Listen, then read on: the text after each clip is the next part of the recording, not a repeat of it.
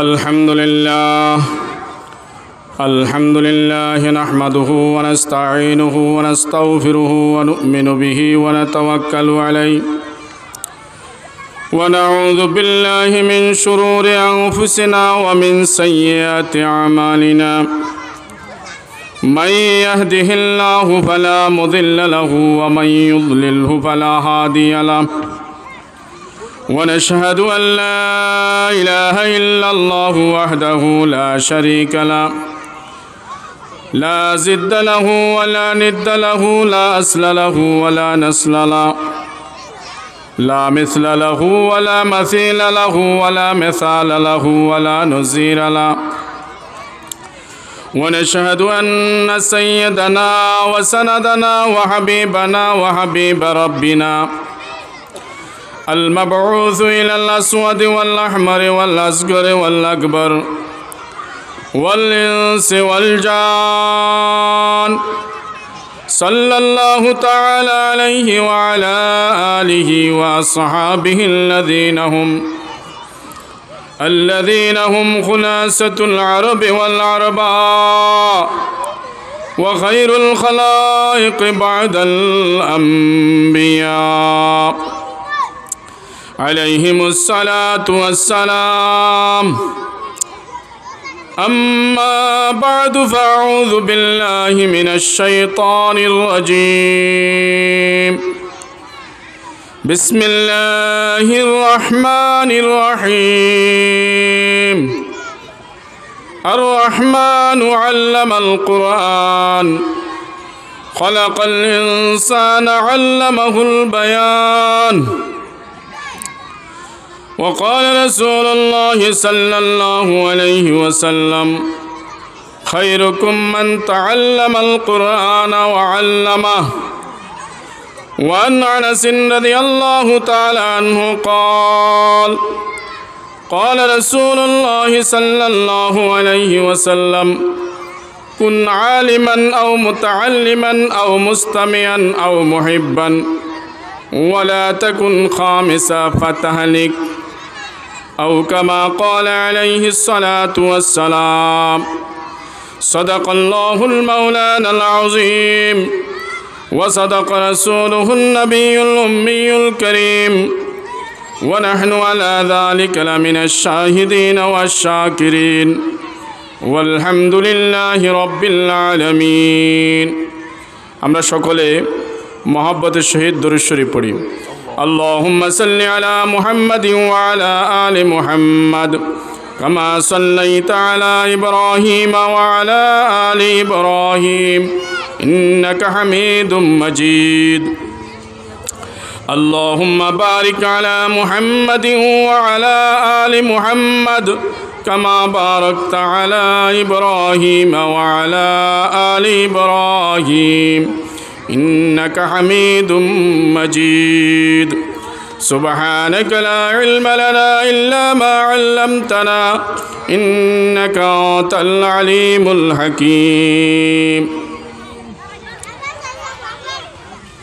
মিরসরাই উপজেলা অন্তর্গত ঐতিহ্যবাহী ঠাকুরদিঘি তাকুয়া ইসলামিয়া মাদ্রাসার বার্ষিক ওয়াজ মাহফিলের সম্মানিত শ্রদ্ধেয় সভাপতি কাবিলে সদর এহতরাম হজরত উলামায়ে কিরাম, অত্র মাদ্রাসার পরিচালনা কমিটির সম্মানিত সদস্যবৃন্দ, মুরব্বিয়ানে আজম, বেরাদারান ইসলাম, মহান রব্বুল আলামিনের দরবারে পাকে আমরা অগণিত অসংখ্য শুকরিয়া আদায় করি যে মহান রব্বুল আলামিন দয়া করে মেহেরবানি করে আমাদেরকে সলাতুল মাগরিব আদায় করার পর দুনিয়ার সবচেয়ে দামি সমাবেশ মাহফিলে, যে মাহফিলের চতুর্দিক থেকে আল্লাহ তাআলার রহমতের ফেরেশতারা ঘেরাও করে রাখেন, যে মাহফিলের মধ্যে আল্লাহ তাআলার রহমত আর সকিনা নাজিল হতে থাকে, সেই মাহফিলে আমাকে, আপনাকে, আমাদেরকে, আপনাদেরকে ইখলাসের সহিত হেদায়েতের নিয়তে কিছু বলার এবং শোনার তৌফিক দান করেছেন। এজন্য আমরা আমাদের মাবুদের দরবারে কলিমাতুশ শুকর আদায় করি, আলহামদুলিল্লাহ। কি বলেন? আমরা যে আসতে পেরেছি এই জন্য আমরা খুশি না বেজার? কি বলেন, খুশি না বেজার? এই মাদ্রাসা কর্তৃপক্ষ, মাদ্রাসার শিক্ষকবৃন্দ বিগত 10 থেকে 15 দিন হাজারো মানুষকে দাওয়াত দিচ্ছেন না? হাজারো মানুষকে দাওয়াত দিচ্ছেন না? তারা কি সবাই আসতে পেরেছে? আমরা যারা আসতে পেরেছি আমরা আসি নাই, আমাদেরকে কে নিয়ে আসছেন? আল্লাহ নিয়ে আসছেন। আল্লাহ আমাদেরকে মহাব্বত করেন, ভালোবাসেন, এই জন্য আমাদেরকে আল্লাহ ভালো কাজের দিকে কি করছেন? নিয়ে আসছেন। এই জন্য শুকরিয়া আদায় করতে হবে কার? আল্লাহর। এই জন্য শুকরিয়া আদায় করবো কার? আল্লাহর। যাই হোক, সময় স্বল্প, এশার নামাজের আজান পর্যন্ত আলোচনা করতে হবে।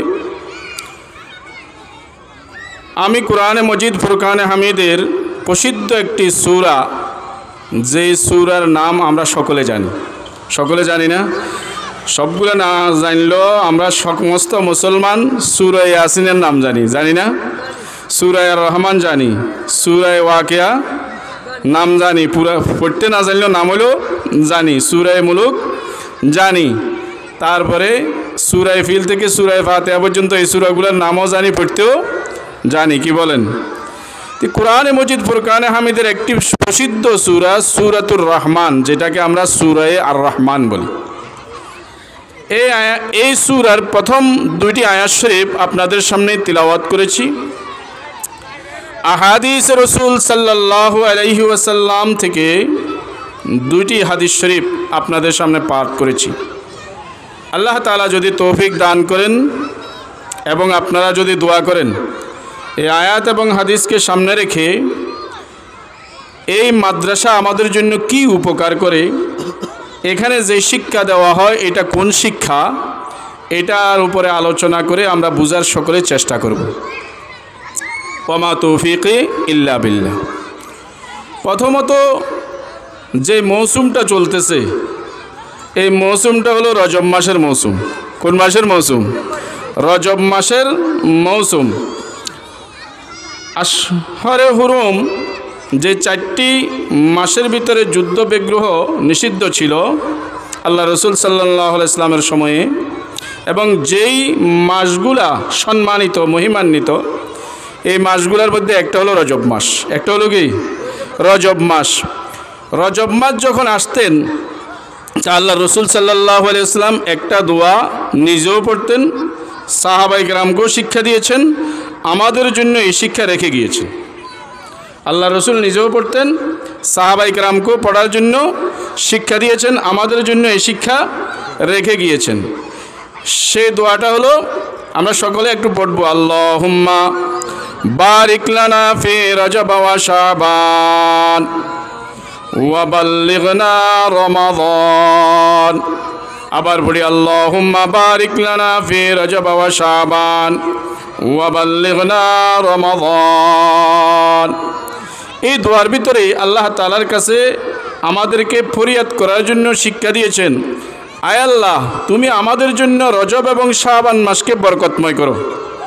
রজব এবং শাবান মাসকে কি করো? বরকতময় করো। ওয়া বাল্লিগনা রমাদান, আমাদের হায়াতকে রমজান পর্যন্ত দীর্ঘায়িত করে দাও। আমাদের হায়াতকে রমজান পর্যন্ত কি করে দাও? দীর্ঘায়িত করে দাও। দোয়াটার 2টা অংশ। এক অংশের ভিতরে বরকতের দোয়া, আরেক অংশের ভিতরে হায়াতের দোয়া। আরেক অংশের ভিতরে কিসের দোয়া? হায়াতের দোয়া। আল্লাহ, তুমি আমাদের জন্য রজব মাসের ভিতরে আমাদের আমলের ভিতরে বরকত দান করো, আমাদের হায়াতের ভিতরে বরকত দান করো, আমাদের হালাল রিজিকের ভিতরে বরকত দান করো। দরকার নাই এগুলো? হালাল রিজিকের বরকতের দরকার আছে নি? ইবাদত বন্দেগীর ভিতরে বরকতের দরকার আছে নি? হালাল কাজকর্মের ভিতরে বরকতের দরকার আছে নি? তাহলে এই মাসের ভিতরে আল্লাহ রসুল প্রথম শিক্ষা যেটা দিলেন সেটা হলো বরকতের দোয়া করা, বরকতের দোয়া করা। দ্বিতীয় হলো ওয়া বাল্লিগনা রমাদান, হায়াতের দোয়া।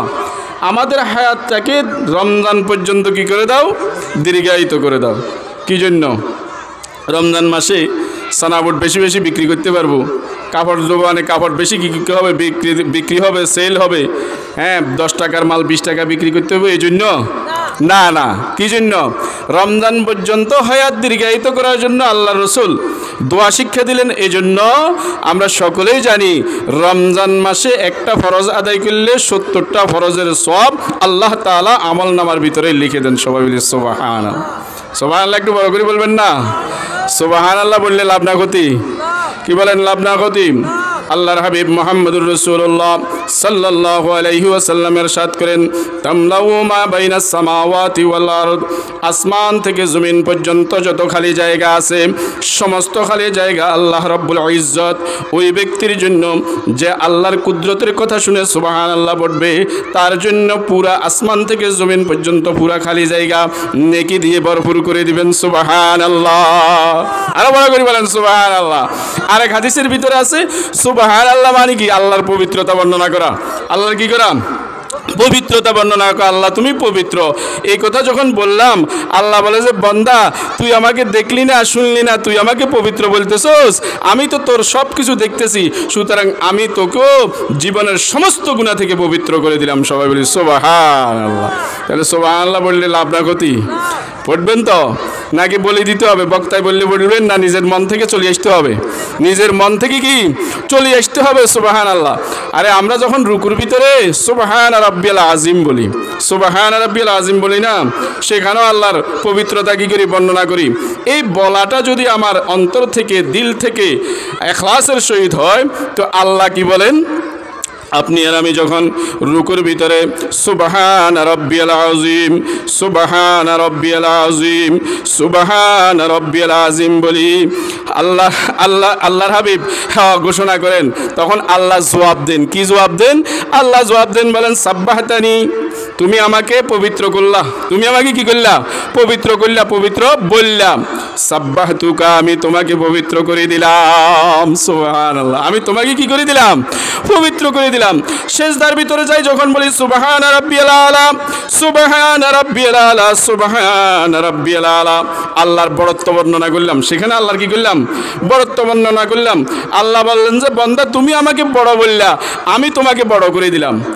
আলাইতানি আলাইতুকা, আলাইতানি আলাইতুকা, বান্দা তুমি আমাকে বড় বললা, বড় করলা, আমি তোমাকে কি করে দিলাম? বড় করে দিলাম। সুবহানাল্লাহ বলেন সুবহানাল্লাহ। তো সুতরাং রজব মাসের ভিতরে হায়াত বৃদ্ধির দোয়া কিসের জন্য? ইবাদত বেশি বেশি করার জন্য। ইবাদত কিছু করার জন্য? বেশি করার জন্য। আরেকদিকে ইবাদত যত বেশি করব সওয়াব কত গুণ বেশি হয়ে যাবে? ফরজ 70 গুণ বেশি হয়ে যাবে, আর এক একটা নফল এক একটা ফরজের সমতুল্য হয়ে যাবে। এক একটা নফল এক একটা ফরজের সমতুল্য কি হয়ে যাবে। এই হাদিসের দ্বারাই বোঝা যায় ইবাদতের জন্য, আল্লাহর হুকুম পালন করার জন্য, হায়াত বৃদ্ধি হওয়ার জন্য দোয়া করা কি আছে? জায়েজ আছে। দুনিয়ায় কামানোর জন্য না, দুনিয়া কামানোর জন্য আমরা তো দোয়া করি আল্লাহ আমি যেন আমার মেয়েটা বিয়ে দিয়ে মারা যাইতে পারি। হায়াত বৃদ্ধি স্যার কি জন্য? মেয়ে বিয়ে দেওয়ার জন্য। আচ্ছা মেয়ের দায়িত্ব কার? আল্লাহর হাতে না? মেয়েটা সৃষ্টি করছে কে? আল্লাহ তার জোড়া সৃষ্টি করে না? এই ইমান তো আমার না, আমি মরে গেলেও মেয়ের বিয়ে হবে। মেয়ের জন্য যাকে জোড়া সৃষ্টি করি আল্লাহ পাঠাইছে তার সাথেই হবে, এই কিন্তু আমাদের নাই। এই জন্য দোয়া করি কি যে আল্লাহ মেয়েটা যেন কি করে যেতে পারি, বিয়ে দিয়ে যেতে পারি। তাহলে দুনিয়ার জন্য হায়াত বৃদ্ধির দোয়া কি নাই? জায়েজ নাই। কিন্তু আমলের জন্য হায়াত বৃদ্ধির দোয়া কি আছে? জায়েজ আছে। আপনি আর আমি যদি একদিন হায়াত বেশি পাই, দোয়া করি হায়াত বৃদ্ধির জন্য একদিন বেশি হায়াত পাই, তাহলে আপনার আর আমার আমল নামার ভিতরে 5 ওয়াক্ত নামাজ বেশি হয়ে যাবে না? কি বলেন? 5 ওয়াক্ত বেশি হবে না? তাহলে দুই দিন যদি ভাই 10 ওয়াক্ত নামাজের আমল নামার ভিতরে কি হবে? বৃদ্ধি হবে। এই জন্য হায়াত বৃদ্ধি আমলের নিয়তে, আমল করার নিয়তে, আল্লাহ পাককে পাওয়ার নিয়তে হায়াত বৃদ্ধির দোয়া কি আছে? জায়েজ আছে। কিন্তু মৌতের দোয়া জায়েজ নাই। মৌতের দোয়া কি বলি আমরা? আল্লাহ সহ্য না, তুমি আমাকে মত দিয়ে ফেলো। নাউজুবিল্লাহ বলেন, তুমি আমাকে মত দিয়ে ফেলো, আর পাইতেছি না, আমার মত দিয়ে ফেলো। মৌতের দোয়া কখনো জায়েজ নাই। হ্যাঁ, আল্লাহ অনেক কিছু করছি, আর দুনিয়া থেকে তুমি নিয়ে যাইতে চাইলে নিয়ে যাও। বলে এই ব্যক্তি হলো অহংকারী। এই ব্যক্তি হলো কি?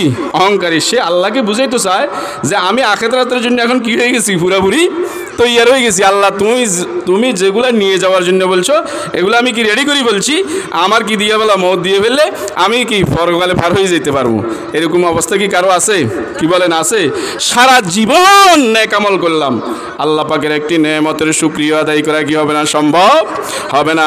আল্লাহ পাকের রহমত ব্যতীত পরকালে কেউ পার পাওয়া সম্ভব হবে না। হাদিস শরীফের মধ্যে আছে, আল্লাহর হাবিব মুহাম্মদুর রাসূলুল্লাহ সাল্লাল্লাহু আলাইহি ওয়াসাল্লাম বলেন, এক লোক সারা জীবন আল্লাহর হুকুমের উপরে অটল ছিল। সারা জীবন আল্লাহর হুকুমের উপরে কি ছিল? অটল ছিল। আল্লাহ পাকের কোনো নাফরমানি করে নাই, কোনো নাফরমানি কি করে নাই। হাশরের ময়দানে যখন তার আমলনামা সামনে পেশ করা হবে, হাশরের ময়দানে যখন তার আমলনামা সামনে আসবে, সে দেখবে যে সারা জীবন যত আমল করেছি আল্লাহ পাকের একটা নেয়ামতের শুকরিয়া আদায় করা কি হবে না? সম্ভব হবে না। সুবহানাল্লাহ। হবে কি বলেন? হবে। আমরা যে সমস্ত নেয়ামত ভোগ করতেছি দুনিয়া এবং মাহফিল দুনিয়াতে যা আছে সব কিছু যদি বিনিময় দিই, তার বিনিময় হবে? আরে এক গ্লাস পানির বিনিময় তো হবে না। এক গ্লাস পানি দুনিয়ার কেউ বানাইতে পারবে? বানাইতে পারবে? বলে বোতলের ভিতরে বানাইছে, এগুলো তো আল্লাহ দিয়া পানিরে কি করছে, একটু এদিক সেদিক করেছে। এক গ্লাস পানি যদি পুরো দুনিয়ায়ও দিয়ে দেওয়া হয় তারপরেও কি হবে না? তার বদলা হবে না। ঘটনা বলবো, একটা ঘটনা আছে। হারুনুর রশিদ, বাদশাহ হারুনুর রশিদের দরবারে একজন ফকির বুজুর্গ লোক থাকতো। ওই বুজুর্গের নাম ছিল বাহলুল। ওই বুজুর্গের নাম ছিল কি? বাহলুল। বাহলুল হজরতে হারুনুর রশিদ বাদশাহ পিপাসক্ত, একেবারে পানির পিপাসা, খুব বেশি পিপাসা। বাহলুলকে বলল যে আমার জন্য এক গ্লাস পানি নিয়ে আসো, আমার জন্য এক গ্লাস কি নিয়ে আসো? পানি নিয়ে আসো। বাহলুল গিয়ে কতটুকু দূর থেকে এক গ্লাস পানি নিয়ে আসলেন। পানিগুলো আনার পরে হারুনুর রশিদ বাদশার হাতে দিলেন, পান করবে।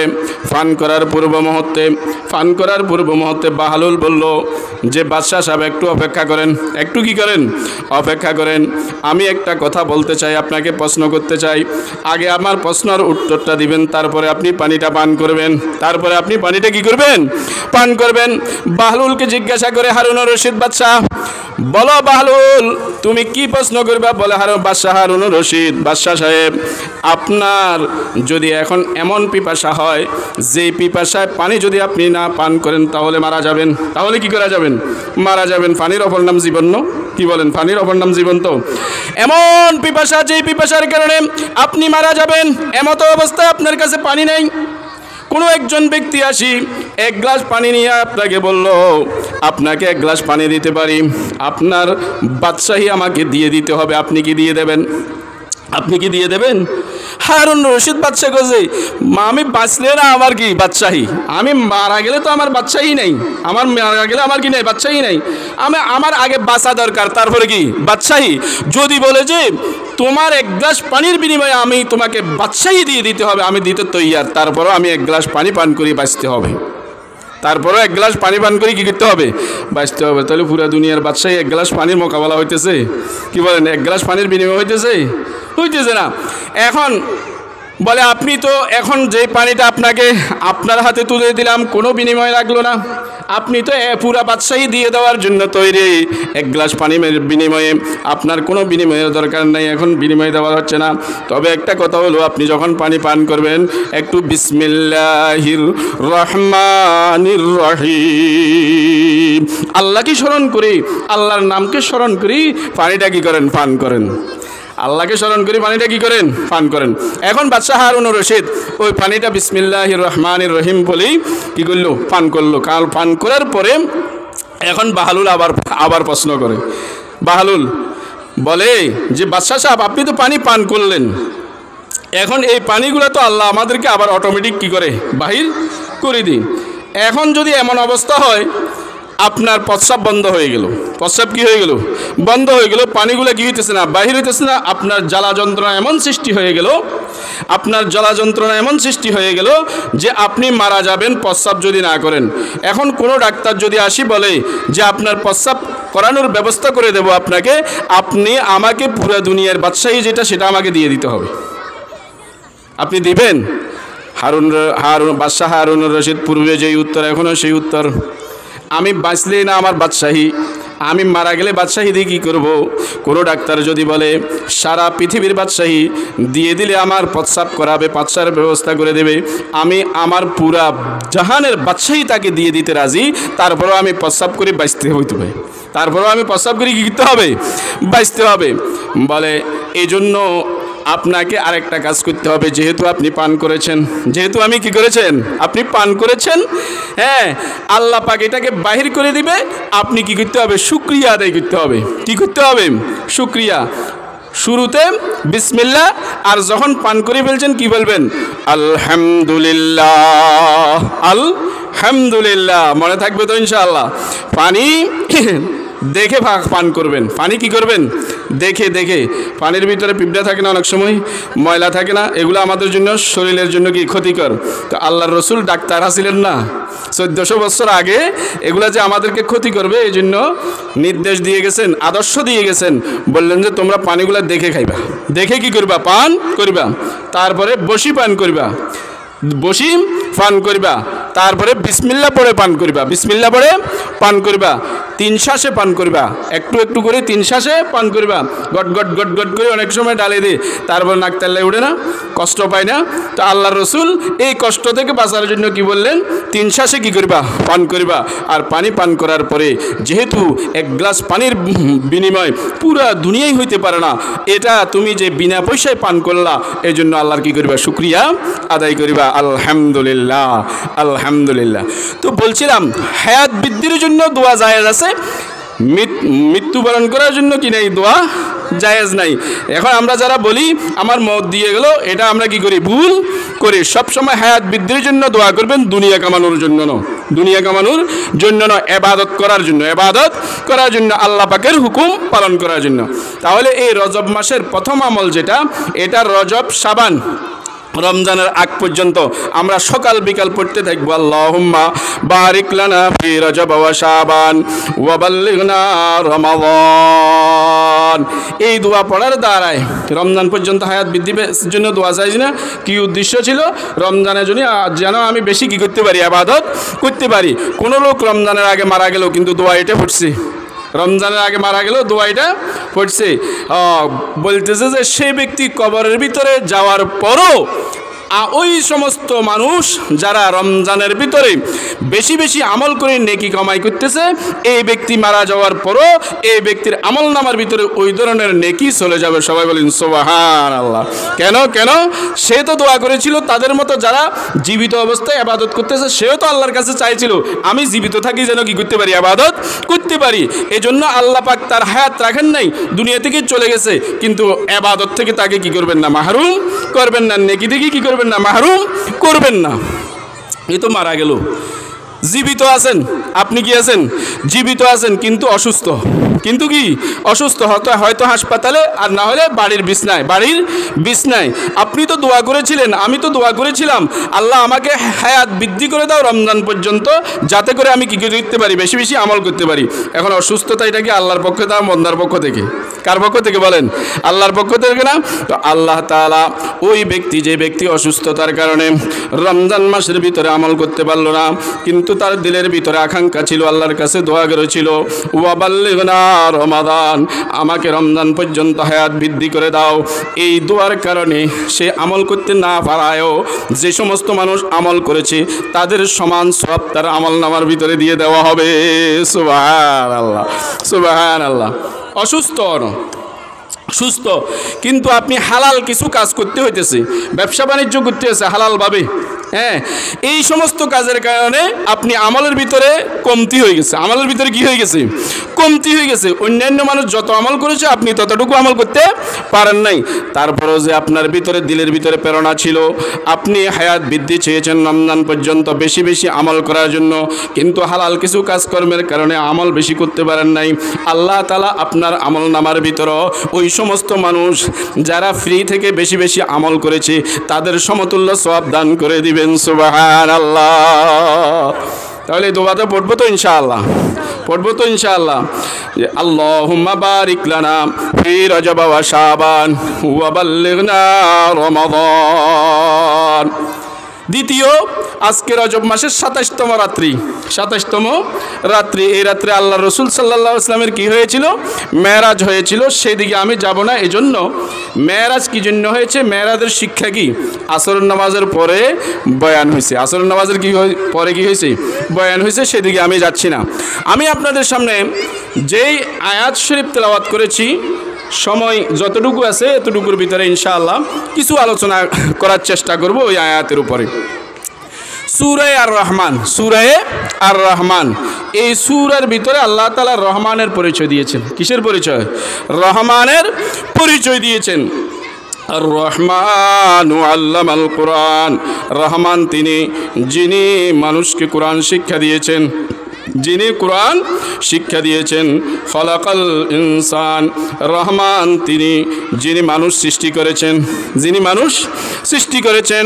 আল্লামাহুল বায়ান, রহমান তিনি যিনি মানুষকে বাকশক্তি দান করেছেন, যিনি মানুষকে কি করেছেন? বাকশক্তি দান করেছেন। সূরা আর রহমানের একটি শানে নুজুল আছে। শানে নজুল, কোনো ঘটনার প্রেক্ষিতে আল্লাহ পাক কোনো সূরা বা আয়াত যদি নাযিল করেন, ওই ঘটনাটাকে ওই সূরা বা আয়াতের শানে নজুল বলা হয়, শানে নজুল বলা হয়। আর আল্লাহ রসুল সাল্লাল্লাহু আলাইহি ওয়াসাল্লাম কোনো ঘটনার প্রেক্ষিতে কোনো কথা যদি বলেন, কোনো হাদিস বর্ণনা করেন, ওই হাদিস ওই ঘটনাটাকে ওই হাদিসের শানে বরুদ বলে, শানে বরুদ। আর কোরআন শরীফ যে ঘটনার প্রেক্ষিতে নাযিল হয়, যে আয়াত যে সূরা, ওটাকে বলা হয় শানে নজুল। সূরা আর রহমানের একটা শানে নজুল আছে, একটা ঘটনার প্রেক্ষিতে সূরা আর রহমান নাযিল হয়েছে। আল্লাহর হাবিব মুহাম্মদুর রাসূলুল্লাহ সাল্লাল্লাহু আলাইহি ওয়াসাল্লাম যে সমাজের ভিতরে আবির্ভাব হয়েছিলেন, সেই সমাজ ছিল মূর্তি পূজার সমাজ। মূর্তি পূজার 360 খোঁজা কোথায় রেখেছিল? বাইতুল্লাহর ভিতরে রেখেছিল মূর্তি পূজার। আজব রঙের দুনিয়া ছিল, আমরা নাহি আসতে হেতা, কেউ করিত পাথর পূজা, কেউ পূজিত বৃক্ষলতা। আল্লামা ইকবাল রহমতুল্লাহ রায় বলেন, মুসলমানের আবির্ভাবের পূর্বে দুনিয়া ছিল আজীব। কেউ করিত পাথর পূজা, কেউ করিত বৃক্ষলতা, কেউ পূজিত বৃক্ষলতা। কেউ পাথর পূজা করত, কেউ গাছপালা তুলসী ইত্যাদি কি করত? পূজা করত। সাকির ভূতের নইলে পূজা, লোকের মনে পেতু বেতা, মানত না কেউ দৃশ্যহীন ওই আকারবিহীন খোদার কথা। যে খোদার কোনো আকার নাই, দৃশ্য নাই, ওই খোদার কথা কেউ কি করতো না, মানত না। উঁচু জায়গা দেখলেই সেখানে কি করতো? সেজদা করতো। এমন সমাজের ভিতরে আল্লাহর হাবিব মুহাম্মদুর রাসূলুল্লাহ সাল্লাল্লাহু আলাইহি ওয়াসাল্লামের আবির্ভাব হয়েছেন। এজন্য আল্লাহ বলেছেন, লাকাদ মান্নাল্লাহু আলাল মুমিনিন ইজ বাআসা ফীহিম রাসূলা। আমি মুমিনদের উপরে সবচেয়ে বড় নেয়ামত যেটা দান করেছি, সবচেয়ে বড় অনুগ্রহ যেটা করেছি, সবচেয়ে দয়া যেটা করেছি, সেটা হলো ইজ বাআসা ফীহিম রাসূলা। ইজ বাআসা ফীহিম রাসূলা, আমি যখন তাদের ভিতরে কি করেছি? রসুল প্রেরণ করেছি। রসুল প্রেরণ, রসুল আসা আমাদের ভিতরে, এটা হলো সবচেয়ে বড় কি নেয়ামত। কারণ এই রসুলের কারণে আমরা কাকে চিনতে পেরেছি? আমাদের সৃষ্টিকর্তাকে চিনতে পেরেছি। আল্লাহর হাবিব মুহাম্মদুর রাসূলুল্লাহ সাল্লাল্লাহু আলাইহি ওয়াসাল্লাম যেদিন 40 বছর পূর্ণ হলো, পূর্ণ হওয়ার পরে যেদিন ওহীপ্রাপ্ত হলেন, ওহীপ্রাপ্ত হওয়ার পরে গোত্রের সমস্ত লোকগুলাকে একত্রিত করলেন, ডাকলেন, ডাকি বললেন, ইয়া আইয়ুহান নাস, ও আমার গোত্রের লোকেরা, ও মানব সকল, ও শান্ত জগতের মানুষগুলা, তোমরা যদি শান্তি চাও, তোমরা যদি নিরাপত্তা চাও, তোমরা যদি দুনিয়ার সফলতা চাও, তোমরা যদি আখিরাতের সফলতা চাও, তোমরা দুনিয়ার সকল তন্ত্র মন্ত্র ছেড়ে দিয়ে সবাই আমার কণ্ঠ মিলাই পড়েন লা ইলাহা ইল্লাল্লাহু মুহাম্মাদুর রাসূলুল্লাহ, লা ইলাহা ইল্লাল্লাহু মুহাম্মাদুর রাসূলুল্লাহ। আল্লাহ ছাড়া কোনো মাবুদ নাই, আল্লাহ ছাড়া কোনো খালেক নাই, আল্লাহ ছাড়া কোনো মালিক নাই, আল্লাহ ছাড়া কোনো হায়াত দাতা নাই, আল্লাহ ছাড়া কোনো মউত দাতা নাই। আল্লাহ আমাদের রব, আল্লাহ আমাদের সব, আল্লাহ আমাদের রব, আল্লাহ আমাদের সব। এই কথা আল্লাহ ব্যতীত কারো কি করা যাবে না? সেজদা করা যাবে না। আল্লাহ ছাড়া কারো সামনে মাথা নত করা যাবে না। দুনিয়ার কোনো শক্তির সামনে মাথা নত করা যাবে না। এই ঘোষণা যখন দিলেন, এই ঘোষণার পরে কিছুদিন পরে কোরআন শরীফের ভিতরে একটা আয়াত নাজিল হলো। কোরআন শরীফের ভিতরে একটা আয়াত নাজিল হয়েছে, যে আয়াতটা যদি তেলাওয়াত করি সবার উপরে সেজদা ওয়াজিব হবে। সবার উপরে কি হবে? এই জন্য আমি অনুবাদ বলতেছি। সেই আয়াতের ভিতরে আল্লাহ বলেন, তোমরা রহমানের সেজদা করো। রহমানের কি করো? সেজদা করো, রহমানের সেজদা করো। এখন ওই মক্কার মুশরিকরা আবার সবাই সমালোচনা শুরু করলো, তৎপর হয়ে গেল মানুষকে বিভ্রান্ত করার জন্য, মুসলমানদেরকে বিভ্রান্ত করার জন্য, যে মুহাম্মদ এতদিন বললো আল্লাহ ব্যতীত কারো সেজদা করা যাবে না, আমরা যাদেরকে সেজদা করি এগুলা করলে শিরিক হবে, আমরা মুশরিক হয়ে যাব। এখন আবার মুহাম্মদ বলতেছে রহমানের সেজদা করো। আবার বলতেছে কি করো? রহমানের সেজদা করো। মানির রহমান, মানির রহমান, রহমান কে? আবার ওই সমস্ত মুশরিকরা আল্লাহকে আল্লাহ হিসাবে চিনত, কিন্তু আল্লাহ পাকের যে একটা গুণবাচক নাম আছে রহমান, রহমান হিসাবে চিনত না, রহমান হিসাবে চিনত না। আল্লাহ পাকের গুণবাচক নাম হলো প্রসিদ্ধ 99টি। প্রসিদ্ধ কয়টি? 99টি। তার প্রথম হলো আর রহমান। প্রথম হলো কি? রহমান। দ্বিতীয় হলো কি? রহিম। আবার হাদিস তাফসীরের কিতাবের ভিতরে আছে আল্লাহ পাকের অপ্রসিদ্ধ গুণবাচক নাম আছে 10,000। সুবহানাল্লাহ। কত হাজার? 10,000। প্রসিদ্ধ হলো 99, প্রসিদ্ধ হলো কি? 99। তো ওই মুশরিকরা আল্লাহ আল্লাহ হিসাবে চিনত, কিন্তু রহমান হিসাবে চিনত না।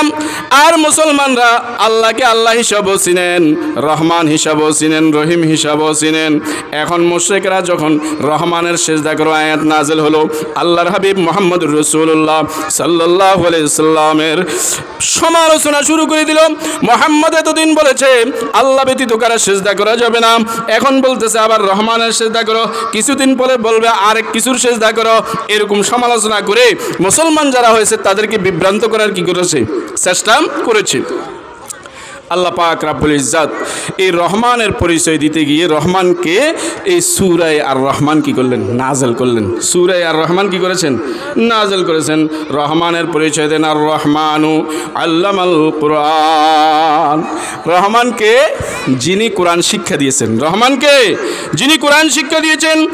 আল্লামা খালাকাল ইনসান, রহমান তিনি যিনি মানুষ সৃষ্টি করেছেন। আল্লামাহুল বায়ান, রহমান তিনি যিনি মানুষকে বাকশক্তি দান করেছেন। এইভাবে প্রত্যেকটা আয়াতের ভিতরে রহমানের পরিচয় দিয়েছেন। তাহলে রহমানকে যিনি কোরআন শিক্ষা দিয়েছেন, কোরআনকে শিক্ষা দিয়েছেন আল্লাহ, কোরআনকে শিক্ষা দিয়েছেন আল্লাহ। রহমানকে যিনি মানুষ সৃষ্টি করেছেন, মানুষকে সৃষ্টি করেছেন আল্লাহ। তাহলে রহমান যিনি আল্লাহ তিনি, রহমান যিনি আল্লাহ তিনি। এই সূরা রহমানের ভিতরে রহমানের পরিচয় দিয়েছেন রহমান যিনি আল্লাহ তিনি, রহমান যিনি আল্লাহ কি তিনি। এখন আমরা বুঝার দরকার যেটা, এটা তো শানে নজুল বললাম, বুঝার দরকার যেটা সেটা হলো আল্লাহ পাক রহমানের পরিচয় দিতে গিয়ে এই সূরার ভিতরে প্রথমে কোরআন শিক্ষার কথা বলেছে। প্রথমে কিসের কথা বলছেন? আর রহমান ও আল্লামাল কোরআন, রহমান তিনি যিনি কোরআন শিক্ষা দিয়েছেন। খলাকাল ইনসান, রহমান তিনি যিনি মানুষ সৃষ্টি করেছেন। আচ্ছা আপনারা বলেন, মানুষ আগে সৃষ্টি হয়েছে না কোরআন আগে শিক্ষা দিয়েছেন? মানুষ আগে সৃষ্টি করছেন না, আল্লাহ তাআলা মানুষ আগে সৃষ্টি করেছেন। তারপরে আল্লাহর হাবিব মুহাম্মদুর রাসূলুল্লাহ সাল্লাল্লাহু আলাইহি ওয়াসাল্লামের মাধ্যমে আমাদেরকে কি দিয়েছেন? কোরআন শিক্ষা দিয়েছেন। আল্লাহর হাবিব দুনিয়াতে আসি বললেন কি? বুইস্তু মুআল্লিমা, আমি শিক্ষক হিসাবে দুনিয়াতে এসেছি। আমি কি হিসাবে? শিক্ষক হিসাবে দুনিয়াতে এসেছি।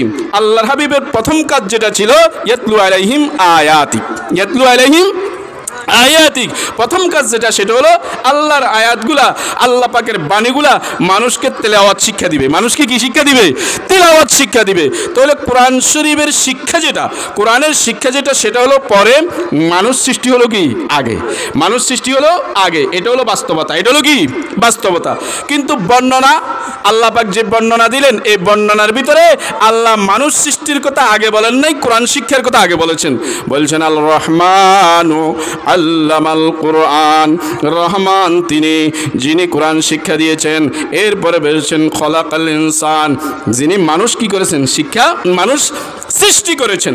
তাহলে বাস্তবতা একরকম, বর্ণনা আরেক রকম কেন? বাস্তবতা একরকম, বর্ণনা আরেক রকম কেন? আমাদের মুখের কথা একরকম, কাজ যদি আরেক রকম হয়। আমাদেরকে মানুষ বিভিন্ন কথা বলে না, কি বলেন? বিভিন্ন কথা বলে না। আল্লাহ পাকের বাস্তবতা হলো একরকম, বর্ণনা হলো কি আরেক রকম। এখন আল্লাহ পাককে কি আপনি ওইভাবে দোষারোপ করতে পারবেন? নিশ্চয় আল্লাহ পাকের সেখানে কি রয়েছে? হিকমত রয়েছে। হিকমত কি? বলে যে এই এই বাস্তবতা একরকম, বর্ণনা আর একরকম, এর সমাধান অনেক দিয়েছেন মুফাসসিরিন একরাম। তার মধ্য থেকে আমি আপনাদেরকে শুধু দুইটা বলবো। একটা হলো আল্লাহ পাক মানুষ সৃষ্টির কথা পরে বলেছেন, কোরআন শিক্ষার কথা আগে এই জন্য বলেছেন। মানুষ সৃষ্টির উদ্দেশ্যই হলো তালিমে কোরআন। সুবহানাল্লাহ। মানুষ সৃষ্টির উদ্দেশ্য হলো কি? কোরআনের শিক্ষা। কোরআনের শিক্ষা ছাড়া মানুষ কি হয় না? মানুষ হয় না। মানুষ সৃষ্টির উদ্দেশ্য হলো কোরআনের শিক্ষা। কারণ মানুষকে আল্লাহ তাআলা দুনিয়াতে পাঠিয়েছেন, ওয়ামা খালাকতুল জিন্না ওয়াল ইনসা ইল্লা লিয়াবুদুন। আমি মানব এবং দানবকে অন্য কোনো উদ্দেশ্যে সৃষ্টি করি নাই, অন্য কোনো উদ্দেশ্যে সৃষ্টি করি নাই। ইল্লা লিয়াবুদুন, একমাত্র আমার ইবাদত করার জন্য, একমাত্র আমার ইবাদত করার জন্য। আমরা তো মনে করছি আমাদেরকে দুনিয়াতে আল্লাহ পাঠাইছেন শুধু খাওয়ার জন্য আর বাঁচার জন্য, খাওয়ার জন্য আর বাঁচার জন্য। বলে তুমি খাও কেন? না খাইলে কর্ম কীভাবে? না খাইলে কর্ম কীভাবে? বলে তুমি করো কেন, এত কাজ করো কেন? না করলে খামু কীভাবে?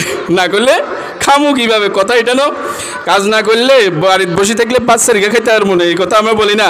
আরে আপনাকে খাইতে আল্লাহ নিষেধ করে না, আল্লাহ বলছেন কুলু ওয়াশরাবু, খাও পান করো। কিসের জন্য? আল্লাহর ইবাদতের জন্য।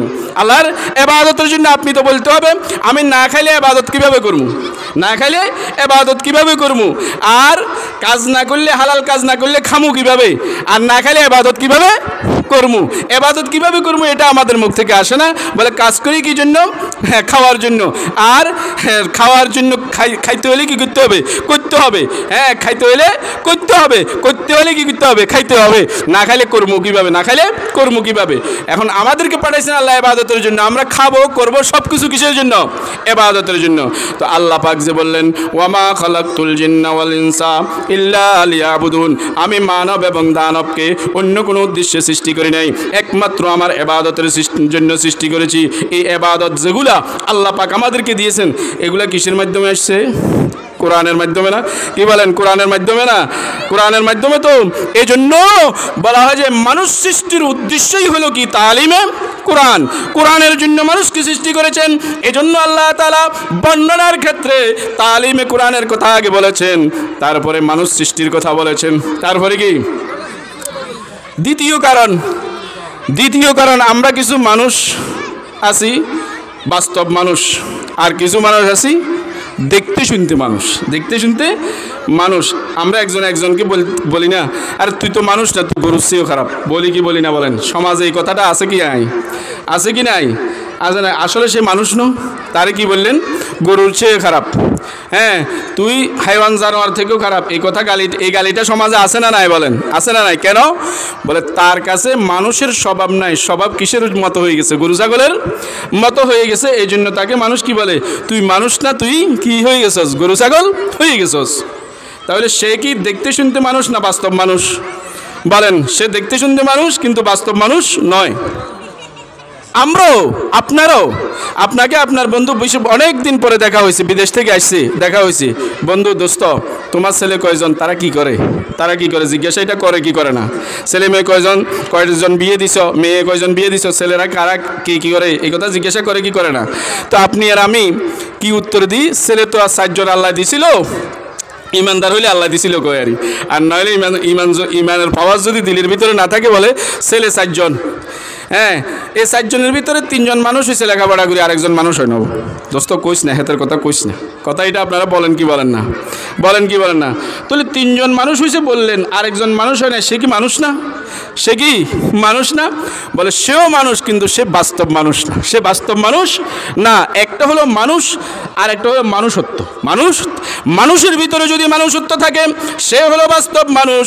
ইনসানের ভিতরে যদি ইনসানিয়ত থাকে, সে হলো প্রকৃত ইনসান।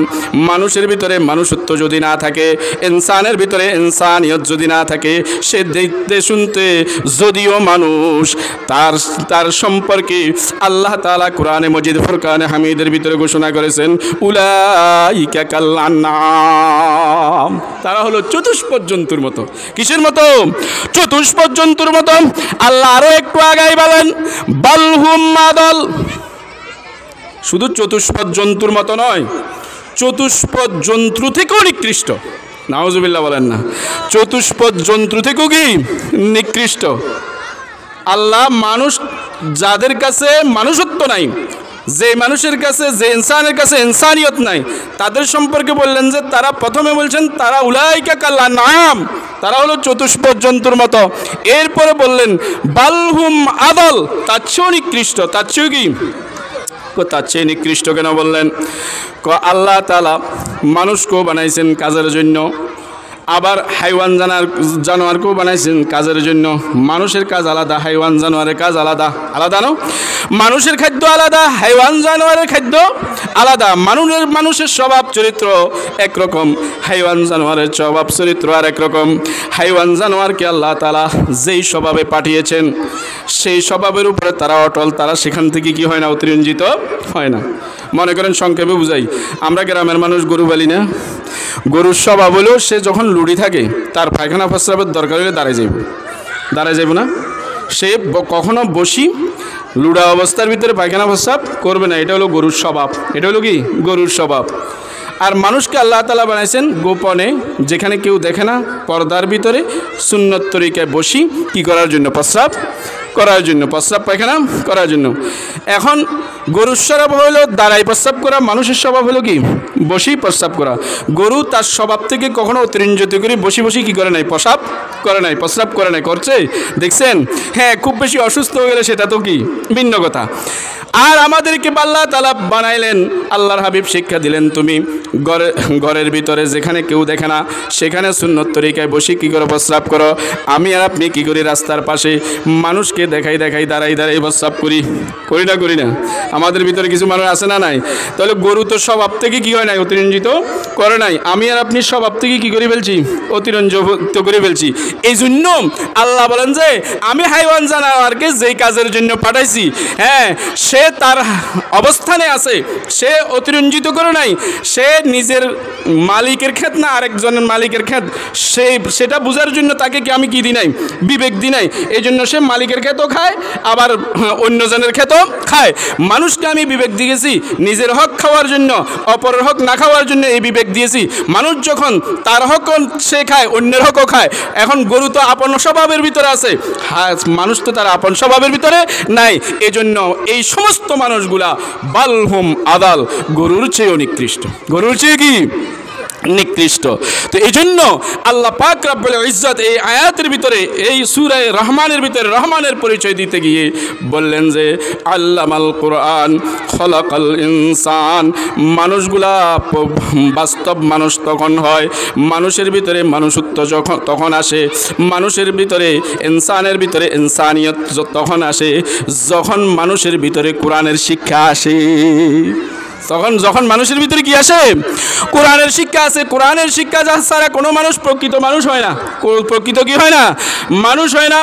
আমরা আরেকটা সংক্ষেপে বুঝাই, আমরা আমাদের ছেলেগুলাকে, আমাদের মেয়েগুলাকে কোথায় পড়াই? দেশের শীর্ষস্থানীয় বিশ্ববিদ্যালয়গুলোতে, যেখানে আমার আপনার ট্যাক্সের টাকা দিয়ে কোটি কোটি টাকা খরচ করে তাদেরকে পড়ানোর কি করে ব্যবস্থা করে।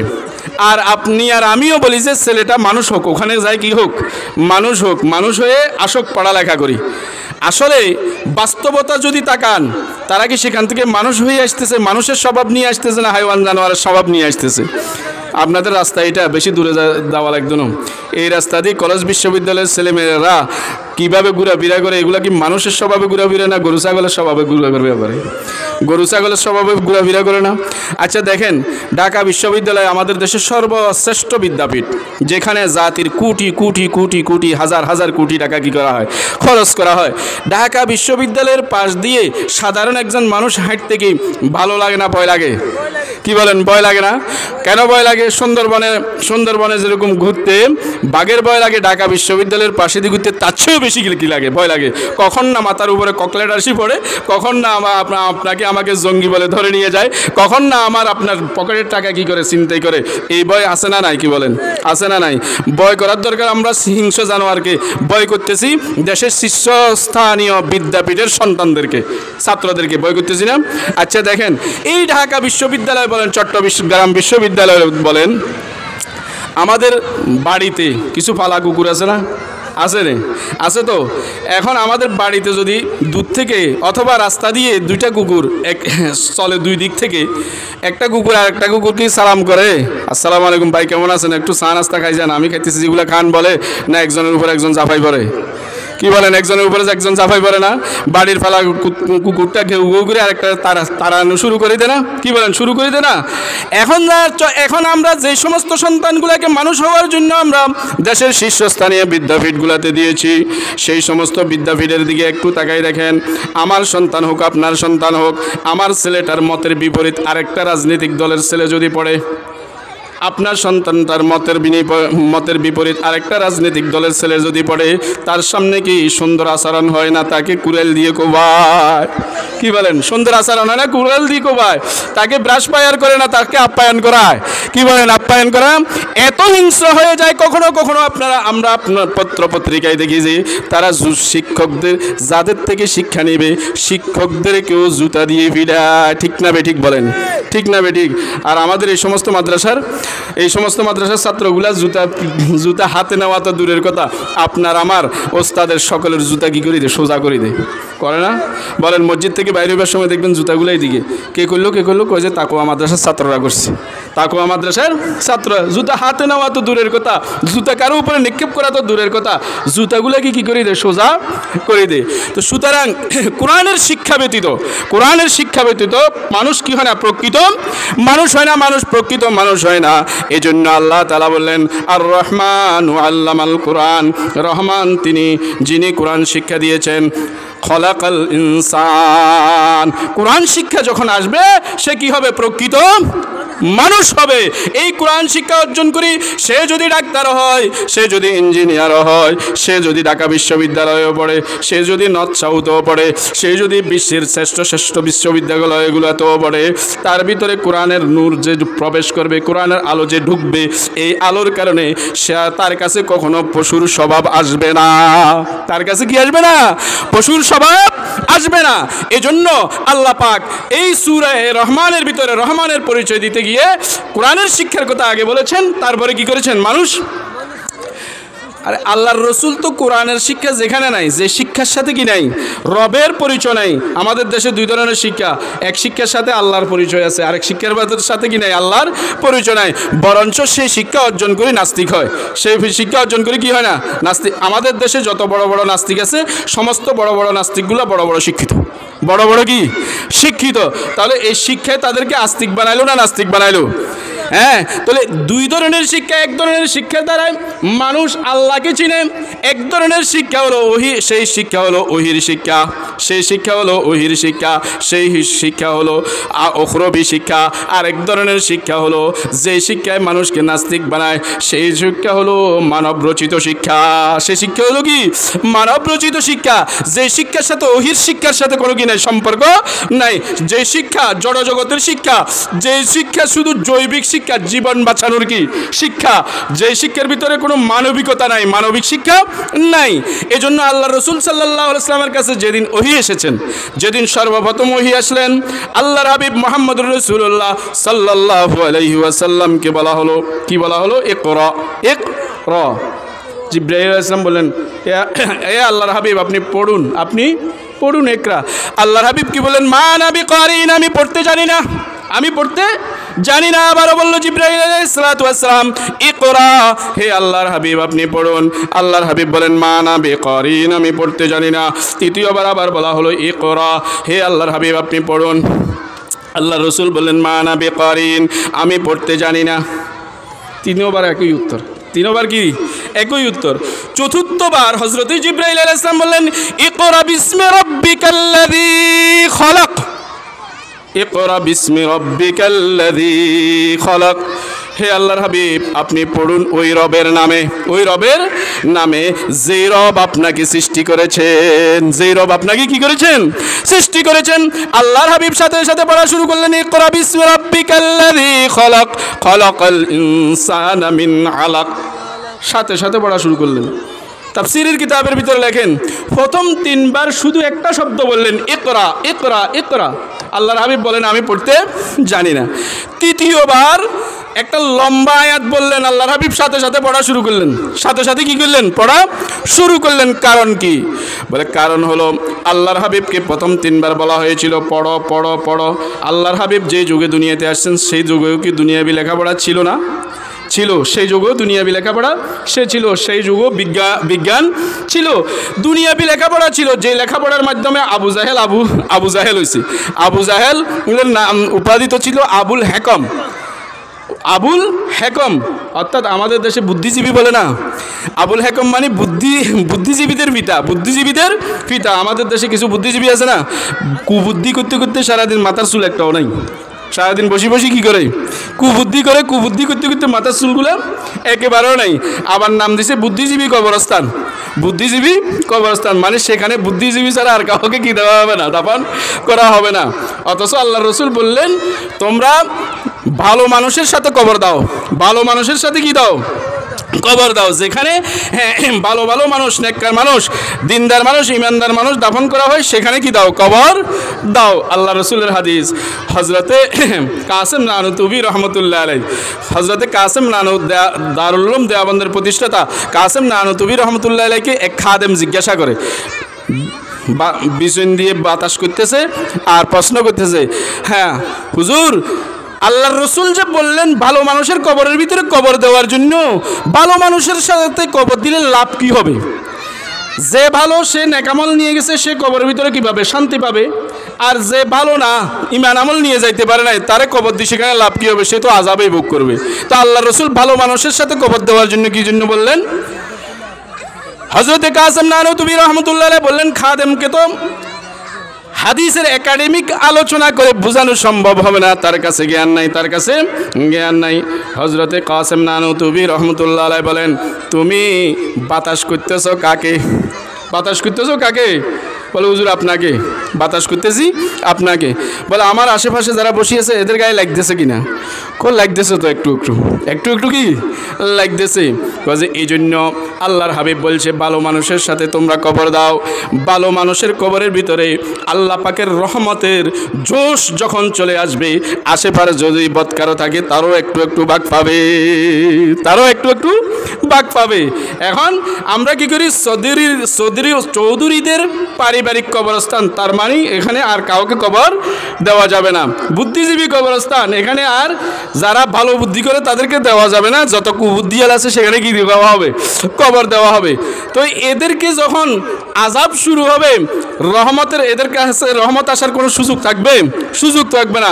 এজন্য আমরা আপনারা আমাদের সমাজের ভিতরে যে সমস্ত কবরস্থান আছে চেষ্টা করব কোনো একজন ভালো মানুষ কোথাও মারা গেলে প্রয়োজনে আবদার করব এই লোকটাকে আমাদের কবরস্থানে দাফন করেন, এই লোকটাকে আমাদের কবরস্থানে কি করেন? দাফন করেন। কবরস্থানে কবর দেওয়ার জন্য কেউ বাধা দিবেন না। আজকাল বাধা হয়ে যায় আমাদের কবরস্থানে কেন তারা কবর দিবে, এরকম বাধা আসে না? অনেক জায়গায় বাধা আসে না? আসে তো।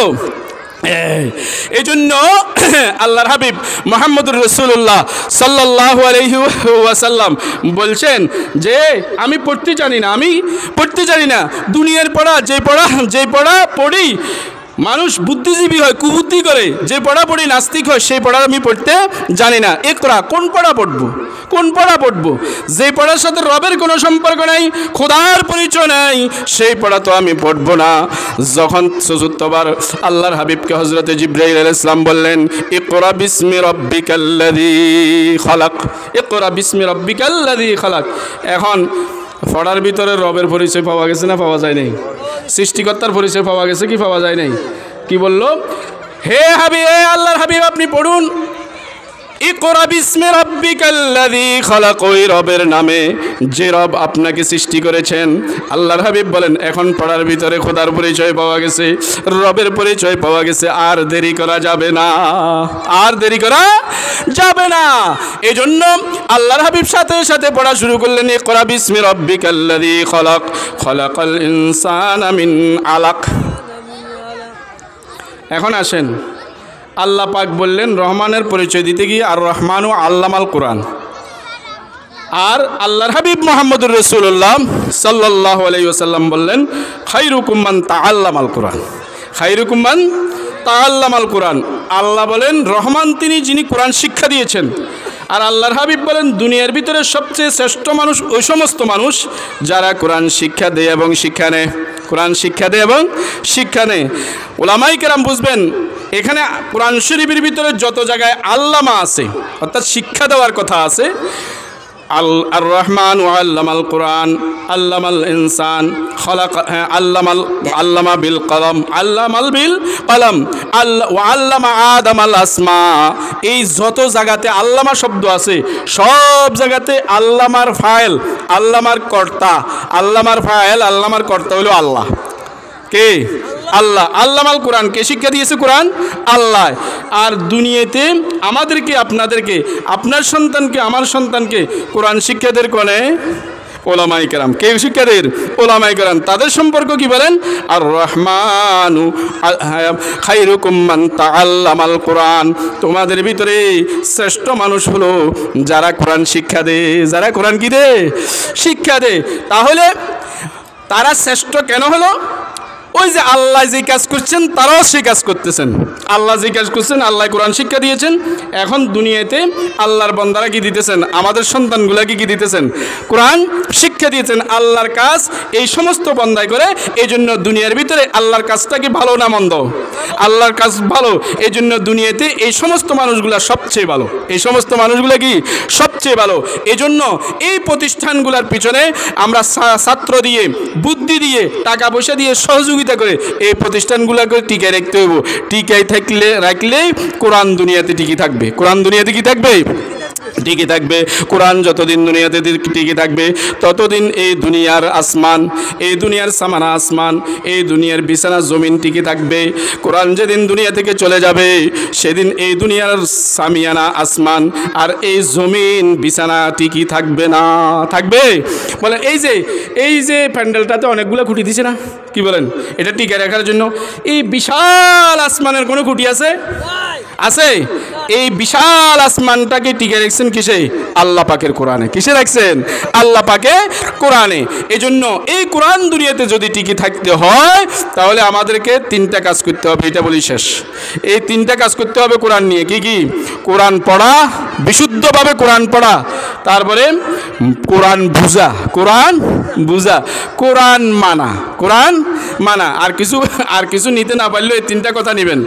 দুনিয়া টিকে থাকতে হলে, দুনিয়া টিকে থাকলে তো আমি আর আপনি টিকে থাকবো। কি বলেন? আমার আপনার কাজকর্ম, ব্যবসা বাণিজ্য, মেম্বারি, চেয়ারম্যানি, সর্দারি, মাতবরি, নেতাগিরি যা আছে সব কিছু টিকে থাকবো দুনিয়া টিকে থাকলে। দুনিয়ায় টিকে থাকলে, দুনিয়ায় টিকাই রাখতে হলে কি করতে হবে? কোরআনকে দুনিয়াতে টিকাই রাখতে হবে। কোরআনকে টিকাই রাখার জন্য কাজ কয়টা করতে হবে? তিনটা। বিশুদ্ধভাবে কোরআন পড়া, বিশুদ্ধভাবে কোরআন পড়া, আর কোরআন বুঝা, কোরআন বুঝা। তৃতীয় নম্বর কাজ হলো কোরআন মানা, কোরআন মানা। কোরআন মতে নিজের ব্যক্তি জীবন পরিচালনা করা। কোরআন মানার কথা শুধু নামাজ পড়লাম, ব্যক্তি জীবনে পালন করলাম এটা নয়। কোরআন মানা হলো নিজের ব্যক্তিগত জীবনে কোরআন মতো কি করা? পরিচালনা করা। নিজের পারিবারিক জীবন কোরআন মতো পরিচালনা করা, নিজের সামাজিক জীবন কোরআন মতো পরিচালনা করা, নিজের রাষ্ট্রীয় জীবন কোরআন মতো পরিচালনা করা। কোরআন মতো শুধু কোরআনে আকিমুস সালাত বলছে, এই জন্য নামাজ পড়লাম। ইন্নাল্লাহা ইয়া'মুরু বিল আদল, আল্লাহ তো বলছে তুমি ইনসাফ করো, সেটা মানলাম না, তাহলে কোরআন মানা হলো নি? কোরআন মানা হলো? কোরআন মানা হলো না। কোরআন মানার অর্থ হলো সার্বিক অবস্থায়, সার্বিক জীবনের সব জায়গায় কোরআনকে কি করতে হবে? মানতে হবে, কোরআনকে প্রতিষ্ঠা করতে হবে। এই তিন খেদমত যদি আমাদের দ্বারায় হয়, এই তিন খেদমত যদি আমাদের দ্বারায় হয়, কোরআন পড়া, কোরআন বুঝা, কোরআন মানা, বিশুদ্ধভাবে পড়তে হবে। আবার এমন পড়া নয় যে পড়ার দ্বারায় হাদিস শরীফের ভিতরে আছে আল্লাহ রাসূল সাল্লাল্লাহু আলাইহি ওয়াসাল্লাম বলেন রুব্বা কারিন ইয়াকরাউল কোরআন ওয়াল কোরআনু ইয়ালআন। অনেক কারি এরকম থাকবে যারা কোরআন পড়বে কিন্তু কোরআনে তাদেরকে লানত করবে। কোরআনে তাদেরকে কি করবে? লানত করবে। অর্থাৎ কোরআন পড়বে, অশুদ্ধ পড়বে। কোরআন পড়বে, অশুদ্ধ পড়বে, বিশুদ্ধ পড়বে না। এই জন্য বিশুদ্ধভাবে কোরআন পড়তে হবে, কোরআন বুঝতে হবে, কোরআন মানতে হবে। তাহলে দুনিয়াতে কি থাকবে? কোরআন টিকে থাকবে। আর এই তিনোটার ব্যবস্থা কোথায় হবে? এই ধরনের মাদ্রাসাগুলোতে। এই ধরনের কই? মাদ্রাসাগুলোতে। এখানে কোরআন পড়ার ব্যবস্থা আছে, বুঝার ব্যবস্থা আছে। একটু একটু জমাত বাড়লে কোরআনের ব্যাখ্যা শিখাবে না, অনুবাদ শিখাবে না, বুঝার ব্যবস্থা আছে। আর কোরআন মানা মানা। এখন যখন ব্যাখ্যা বুঝবে, কোরআন পড়বে, তারা আস্তে আস্তে কী করবে, মানায় অভ্যস্ত হবে, মানায় অভ্যস্ত হবে। যখন এই তিনোটা কাজ থাকবে, এই প্রতিষ্ঠান থাকলে এই তিনোটা কাজ থাকবে, আর এই তিনোটা কাজ যখন থাকবে তখন দুনিয়াতে কি থাকবে, কোরআন থাকবে।